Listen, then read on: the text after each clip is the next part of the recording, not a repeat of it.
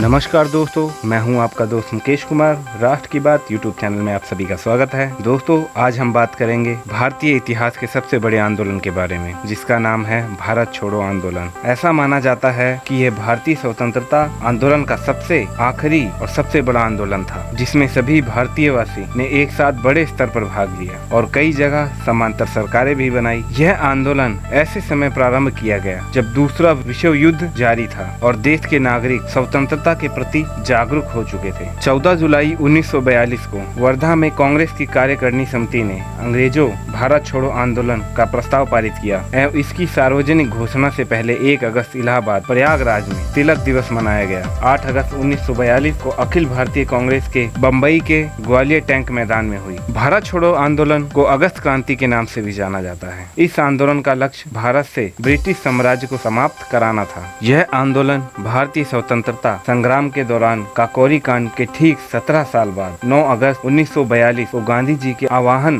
पर पूरे देश में एक साथ आरंभ हुआ। और इस आंदोलन की पृष्ठभूमि कुछ इस प्रकार थी कि दूसरे विश्व युद्ध में सभी मित्र राष्ट्र हारने लगे थे और एक समय में यह भी माना जा रहा था कि जापान भारत पर हमला करेगा और मित्र देश अमेरिका, रूस व चीन ब्रिटेन पर लगातार दबाव डाल रहे थे कि वह भारतीयों का समर्थन प्राप्त करने का प्रयास करें। परंतु भारतीयों की मांग पूर्ण स्वराज की थी, जबकि ब्रिटिश सरकार भारत को पूर्ण स्वराज नहीं देना चाहती थी। वह भारत की सुरक्षा अपने हाथों में ही रखना चाहती थी। भारतीय राष्ट्रीय कांग्रेस समिति की बैठक 8 अगस्त 1942 को बम्बई में हुई। इसमें यह निर्णय लिया गया कि भारत अपनी सुरक्षा स्वयं करेगा और साम्राज्यवाद तथा फांसीवाद का विरोध करेगा। इसके पश्चात कांग्रेस भारत छोड़ो आंदोलन का प्रस्ताव लाई, जिसमें कहा गया स्वतंत्रता प्राप्ति के बाद भारत अपने सभी संसाधनों के साथ फांसीवादी और साम्राज्यवादी ताकतों के विरुद्ध लड़ रहे देशों की ओर से युद्ध में शामिल होगा। भारत छोड़ो आंदोलन का प्रस्ताव पारित होने के बाद ग्वालियर टैंक मैदान में गांधी जी ने कहा कि एक छोटा सा मंत्र है जो मैं आपको देता हूँ, इसे आप अपने हृदय में अंकित कर लें और अपनी हर सांस में उसे अभिव्यक्त कर लें। यह मंत्र करो या मरो का नारा था। अपने इस प्रयास में हम या तो स्वतंत्रता प्राप्त करेंगे या फिर जान दे देंगे। इस तरह भारत छोड़ो आंदोलन के दौरान अंग्रेजों भारत छोड़ो और करो या मरो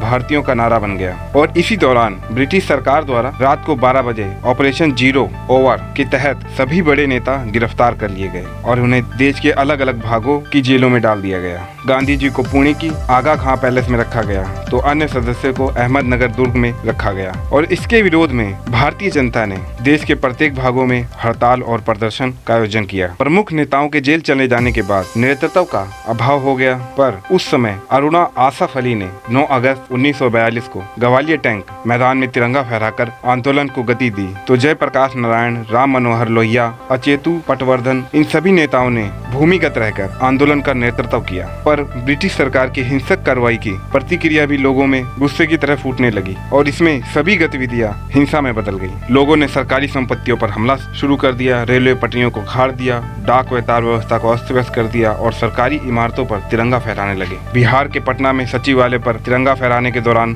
7 युवा छात्र शहीद हो गए और अनेकों स्थान पर पुलिस और जनता के बीच हिंसक प्रदर्शन हुआ या फिर संघर्ष हुआ। और फिर ब्रिटिश सरकार ने आंदोलन से संबंधित सभी समाचारों को प्रकाशित करने पर रोक लगा दी और इन पर प्रतिबंध लगा दिया, या फिर ये कहा जा सकता है कि इन अखबारों को एकदम से ही बंद कर दिया। देश के कई भाग जैसे संयुक्त प्रांत उत्तर प्रदेश में बलिया, बंगाल में तमलुक, महाराष्ट्र में सतारा, कर्नाटक में धरवाड़ा और उड़ीसा में तलचर व बालासोर में लोगों द्वारा अस्थायी सरकार की स्थापना की गई। पहली अस्थायी सरकार बलिया में चीतू पांडे के नेतृत्व में बनी। सतारा में विद्रोह के नेतृत्व वाई वी चौहान और नाना पाटिल ने किया था और वर्ष 1942 के अंत तक लगभग 60,000 लोग जेल में डाल दिए गए और कई हजार लोग मार दिए गए, जिनमें महिलाएं और बच्चे भी शामिल थे। और युद्ध के वर्ष लोगों के लिए बेहद संघर्ष के दिन थे। इस दौरान गरीबी के कारण बंगाल में गंभीर अकाल पड़ा, जिसमें लगभग 30 लाख लोग मारे गए। सरकार ने भूख से मर रहे लोगों को राहत पहुंचाने में बहुत कम रुचि दिखाई और उन्हें यूं ही मरने दिया। इस आंदोलन का बस यही महत्व है कि यह आंदोलन स्वतंत्रता के अंतिम चरण को इंगित करता है। इसने गाँव से लेकर शहर तक ब्रिटिश सरकार को चुनौती दी। इससे भारतीय जनता के अंदर आत्मविश्वास बढ़ा और समांतर सरकारों के गठन से जनता काफी उत्साहित हुई। इसमें महिलाओं ने बढ़ चढ़ कर हिस्सा लिया और जनता ने नेतृत्व अपने हाथों में लिया, जो राष्ट्रीय आंदोलन परिपक्व चरण की सूचना करता है। इस आंदोलन के दौरान पहली बार राजाओं को जनता की संप्रभुता स्वीकार करने को कहा गया, पर भारत छोड़ो आंदोलन में कम्युनिस्ट पार्टी, मुस्लिम लीग ने कोई भी भागीदारी नहीं की थी। अगर दोस्तों आपको हमारी ये वीडियो पसंद आई हो तो ज्यादा से ज्यादा शेयर करें, लाइक करें, कमेंट करें और सब्सक्राइब करना ना भूलें। नमस्कार, जय हिंद।